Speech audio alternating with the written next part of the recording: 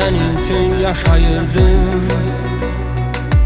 Gecələrdə həm sirdaşım, indi yoxsan sensizliyə. Söylə bəs necə alışım, mən sənin üçün yaşayırdım. Gecələrdə həm sirdaşım, indi yoxsan sensizliyə. Söylə bəs necə alışım. Keçdi günlər zaman zaman, saçağardı düşdüm yaman. Xatirədir səndən qalan, hardasan tez gəl hardasan. Keçdi günlər zaman zaman, saçağardı düşdüm yaman. Xatirədir səndən qalan,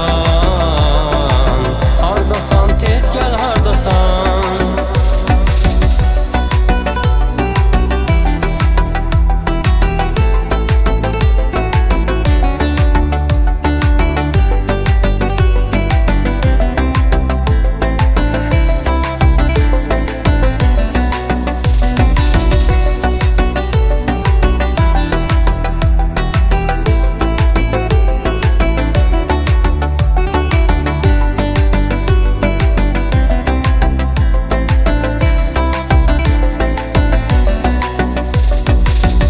Dünyanın vəfası yox, dərd veribdir dəvası yox. Çox gözlədim sən gəlmədin, üzür məni tənhalıq çox.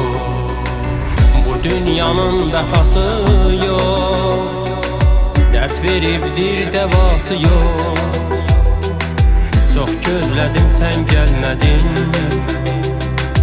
üzür məni tənhalıq çox. Keçdi günlər zaman zaman, saçağardı düşdüm yaman. Xatirədir səndən qalan,